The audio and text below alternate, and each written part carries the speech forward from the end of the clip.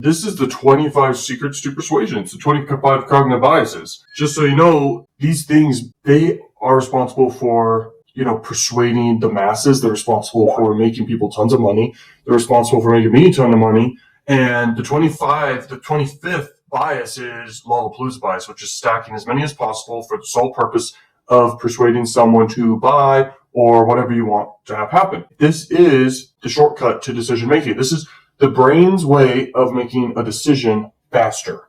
Okay, so the first one, reward/punishment super response tendency. Basically, people respond to incentives, and this is a super response. There's only two super responses, okay?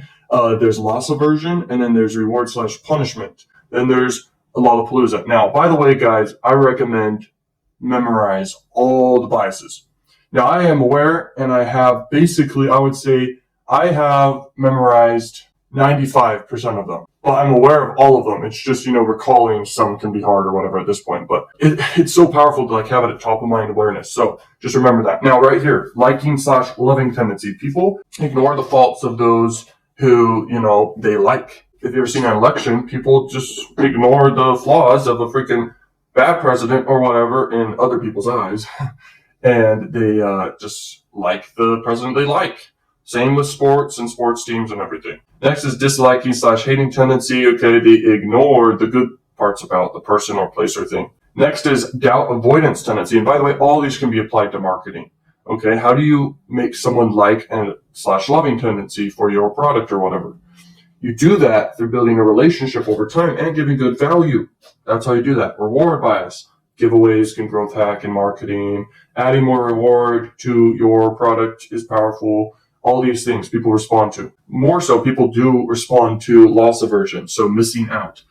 This is one of my favorite biases, by the way, is loss aversion and reward bias for a good reason. And scarcity bias and authority bias and curiosity bias. I love that one. Okay, these are ones that I love. They've attributed to so much money for me. When I was failing and on different funnels I built, I wasn't doing any persuasion. I was just saying, get this here. It's this price, blah, blah, blah. No convincing at all. No VSLs really at all when I first started, but I discovered stuff over time. And now any funnel I build will make me millions. Okay. Just need traffic. That's it. And the best traffic source in the world is Facebook. Okay. I don't know if you guys are aware of that or not. It's Facebook and YouTube. YouTube is the best free traffic source, plus can be the best paid for sure. The costs are a little bit higher than Facebook in a way, okay, due to the lack of targeting, but you can still target really well on YouTube. But at the end of the day, both of them are equally as powerful, and you could just argue all day and say the one's better than the other. But the truth is, if you're doing both, then you're not going to have liking/loving tendency or disliking/hating tendency towards one or the other. Doubt/avoidance tendency. If we are unsure about a decision, we try to quickly remove any doubt by making an ill-informed, quick decision. So having urgency can make people be doubt/avoidance. Now, just sell something good and valuable, and people hop on it, and they make the decision faster. So it's very powerful to have an urgency timer on your freaking funnels and stuff. Trust me, this is powerful stuff.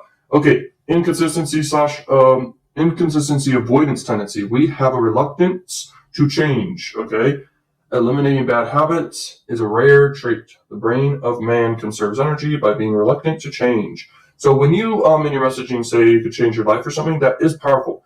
But when you say people will not necessarily be different, but they will have a better life or whatever, they want that, or a more comfortable life, or they will travel the world, whatever in your messaging for it is good for whatever niche you're in, perfect. People want fast results in the end of the day. Don't forget that. That's the number one sales trigger. Then you just got to have proof. And then if you have curiosity, people buy too. All of a sudden, okay, curiosity tendency is powerful. Okay, curiosity killed the cat. This is what makes human species, more advanced than any animal species, because we're curious and we're always learning. We're learning machines. This is awesome. I love that one. Okay, Kantian fairness bias. Literally, life isn't fair, but many can't accept this. Tolerating a little unfairness should be okay if it means a greater fairness for everyone. This is why people aren't running around killing each other. Okay, Kantian fairness, it means people are fair to one another. Okay. What that means is reciprocity in a way, but there's a specific one for reciprocity. So at the end of the day, people, if you can convey, in a story and stuff, that, there's conflict and it was emotional and stuff, creates emotion in them, and they have a good offer for them, they're more likely, because of a great story and a good offer, they're going to buy in a way, okay? Because they would want someone to do that for them, is buy their product. You know, understand that? Envy/jealousy tendency is very powerful if used correctly. So envy/jealousy tendency comes from the need to get scarce resources. So you need to convey that your product is scarce, and you need to convey that other people have it, which can make other people jealous. And if they have the opportunity to hop on it, they will hop on it. That makes sense? This is an extremely powerful one if you use the angle I just said. Okay? It is not greed that drives the world, but envy. I'm telling you, bro, if you can convey to people that your product is scarce, and by saying there's only so many left, and then you show examples of how many people have it and are happy, yeah, you blow up quick, okay, with the product. Okay. Reciprocity tendency, people are more likely to do something for you if you do something for them. This is why making good content and valuable content online is so powerful, because it triggers reciprocity unconsciously. Most of this and all of this is usually unconscious, okay? It's just making decision-making quicker. Influence from mere association tendency is awesome. So, I love this one. Basically, if you are put in a pool of women, and you're a male, let's say there's 5 chicks, or maybe 10, or maybe even 2. They're going to naturally fight for you because you're the mere association. You're the one there, okay? You're the one available. Does that make sense? So you become the prize, okay? It could be 2 men there and maybe 10 women. At the end of the day, you guys become the prize, and the women work for you. Same thing with a product. If you put a product in front of the right target audience, they have a choice now because they see it. They have a choice to buy or not. This is, in fact, a very important thing. It can be a group of people. It can be the quality of the product. It can be advertising, all that, okay? Very powerful. Next is simple pain avoidance, psychological denial. We have a habit of distorting the facts until they become bearable for our own views, okay? So this one, at the end of the day, it cannot really be applied to marketing unless you can think of something for it. Okay, simple pain avoidance, psychological denial. Okay, so you can actually agitate the pain of the person, okay? So you understand what their pain and problem is, and you can agitate that. And they have a problem of distorting, the facts until it becomes unbearable, okay? Or bearable for your own views. So you tell them what is their problem, and you agitate it by twisting a knife or whatever, like being descriptive of the pain. And then you offer the solution, and you can tell a story after that, okay, about it. If someone else of you, or some fake story, or a testimonial, or something. Like I'm telling you, man, stories sell. Next is excessive self-regard tendency. Man, there's going to be millionaires made from just this video. Like, literally. So, right here, excessive self-regard tendency. I love this one, okay? Everyone thinks they're above average, and that's where overconfidence comes from. But at the end of the day, we are all lions. You should treat yourself as a lion. You should treat yourself with respect. You should never be humble. This is something I learned from a mentor that's a very powerful mentor. This person taught me so much. And he basically said, please look up the definition real quick, guys, of what humble is. I'll tell you right now, I have it actually. Having or showing a modest or low estimate of one's own importance. So basically what you're doing, and society teaches people to be humble, you're basically bogging down people, and you're making them feel like they're worthless in a way. Like once you tell yourself be humble, you all of a sudden don't do the actions necessary to be powerful. And you should go for being powerful, okay? Being cocky is another thing, but at the same time, it's better to be cocky than be humble and not actually achieve your goals.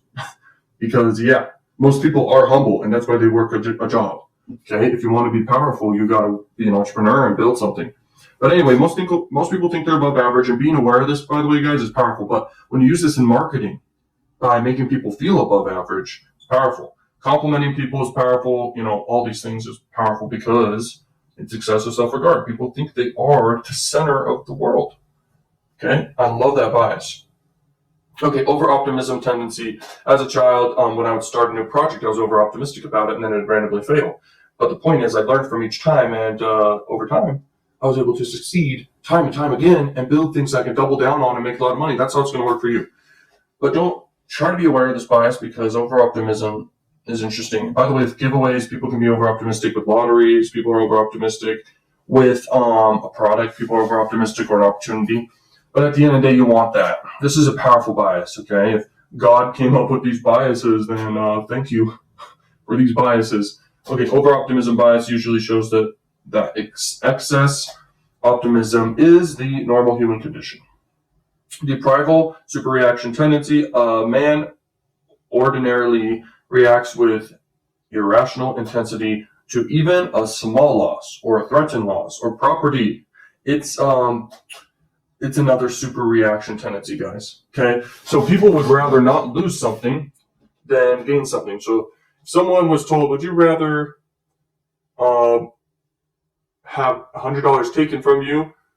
Would you rather avoid $100 being taken from you or gain $100? People would say, I'd rather. Most people, and this is in a survey, most people would rather have the $100 not taken from them. So, yeah, basically what this is people do not want to lose the opportunity of buying your product. Okay, if there's like scarcity urgency involved. And even like they don't want it, to close down or whatever, like that type of thing. Social proof tendency. This one's huge. Like people respect a person more. Status goes up if social proof is there. All sorts of things. There's so much leverage in this when even in your marketing. This is so key. When an ad has more social proof, it does better by default. It's crazy. When there's a lot of testimonials, a product does better by default. I mean, crossing the chasms of kind of a book and what it talks about is like businesses that cross the chasm from almost about to die to being profitable like crazy and getting talked about and stuff. It's basically intense social proof. Like they see it everywhere. They see their friends using it. People see, people they know using it, like Tesla, Apple, all these products, they're huge. Xbox and stuff like that. Okay. Contrast misreaction tendency. Our problem here is a misunderstanding of comparisons and missing out on the magnitude of decisions. So the problem here is basically when people contrast a bunch of stuff, it can actually make decisions harder. It is better to evaluate people and objects by themselves and not by their contrast. So there's this thing called interruption marketing. Then there's this thing called search marketing. Interruption marketing is like you going house to house in a way, and you're knocking on doors, and you're presenting your product, and there's nothing people can contrast with. That's what interruption marketing is, like Facebook ads and stuff like that. Then there's search ads. People like searching on Google, and then they see your ad. Okay, I need to pause this real quick. I mean, cool. Okay. I'm sorry. Not sorry. But sorry. Okay, just kidding. Contrast misreaction tendency. What is that? Basically, if people are comparing with other products, they're going to compare, and yours needs to win by price or win by bonuses or win by value or perceived value. So what you want to do is have nothing to compare with, really. But if you have options of different types of offers, you could have up to 3. Usually people will take the middle one, and yeah, so you can use that to your advantage. But you don't want to have stuff for people to contrast between. Okay, so stress, influence, tendency. Adrenaline tends to produce faster and more extreme reactions.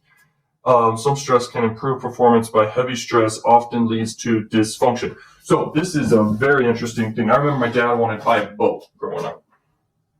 And it was an auction. So an auction has urgency and social proof and scarcity, involved in it. And what this is, it's stress, influence, tendency, in a way, plus all the other biases that involve scarcity and urgency and stuff like that, Fear of missing out. So this is my favorite bias, in a way, like combining all the ones that are relevant to urgency and scarcity for selling. What he did was very irrational. So obviously I grew up without any money, really. Like my family had no money. I definitely was broke growing up. But at the end of the day, I'm glad I was. But anyway, the point of the story is he wanted to buy a boat for the family.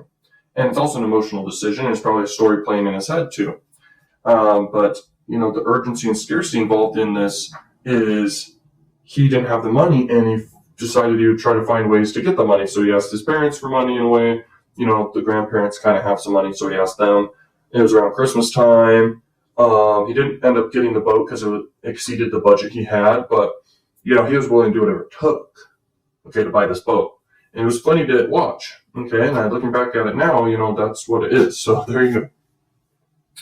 Availability, misweighing tendency. So we overweigh what's easily available. This one is kind of like association tendency. Association tendency is more like status symbols associated to your product or to you. To make your status rise and people buy into that. This one right here is what I was talking about in a way about that one. This one's about availability, misweighing tendency. People, we overweigh what's easily available. So this is why it works to just get a product out there, Look at this. Man's imperfect, limited capacity brain easily drifts into working with what's easily available to it. It's so true, man. So many decisions are made because of that. So, okay, this is a good video here. It's already 16 minutes, so hopefully you guys still watching. If you are, I know you're going to make millions of dollars. You know how many people know about cognitive biases? The search term gets like less than 1,000 views or searches per month. Okay, no one knows what this is, and it's like controlling the masses.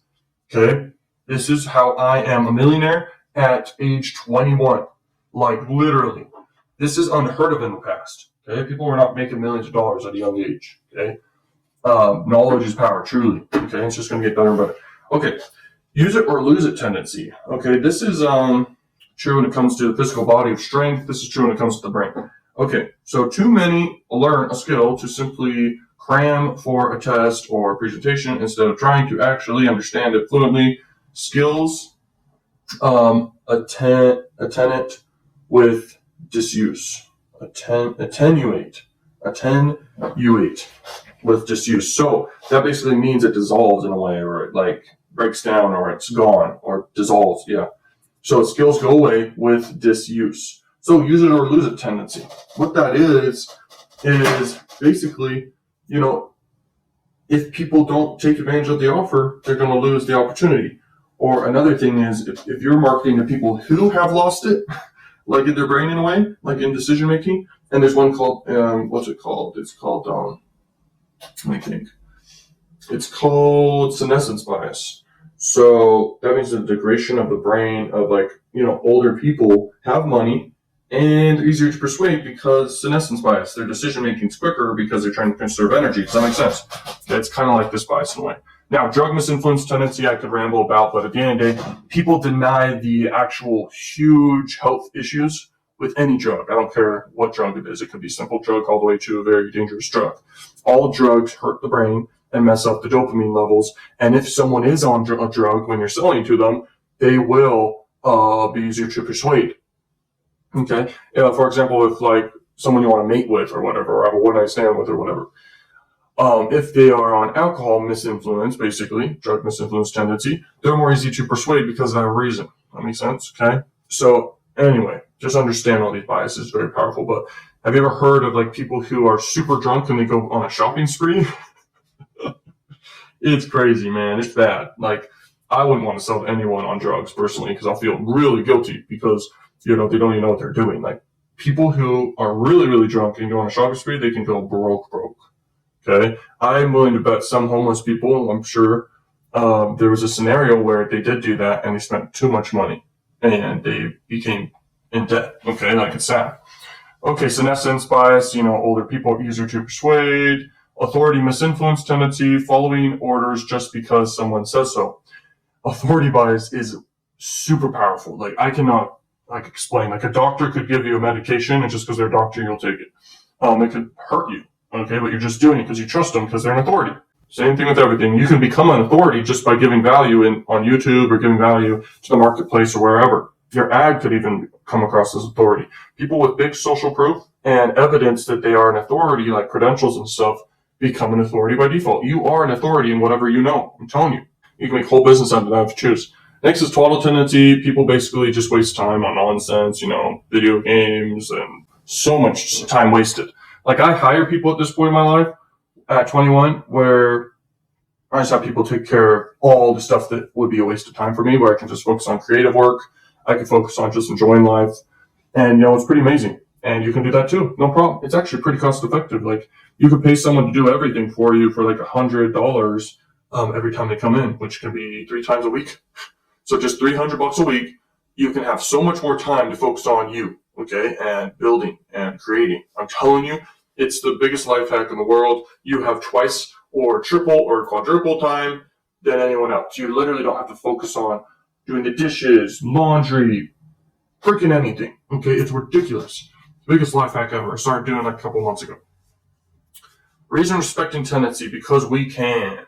Okay, so basically the word because can influence the decision making by crazy amounts. It's ridiculous. So when you talk about the price, you can say the price is blank because blank, and that's reason respecting. As long as you give a reason for a claim or anything, it's very powerful because as long as there's a reason, people, respect it. And I love this bias. So you could just test it.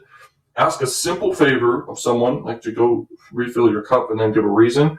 Your agreeableness, the agreeableness of the person will go through the roof. Now, Lollapalooza tendency, the tendency to get extreme confluences of psychological tendencies acting in favor of a particular outcome. So if that is to persuade, you are going to combine as many as possible on your sales pages, your sales messages, your offers, everything stacking together. All of a sudden, super powerful. You can go find this site at 25cognibiases.com. Hopefully you guys enjoyed this video, and I went in depth explaining each one of these, and I can tell you right now, you will make so much money if you combine these.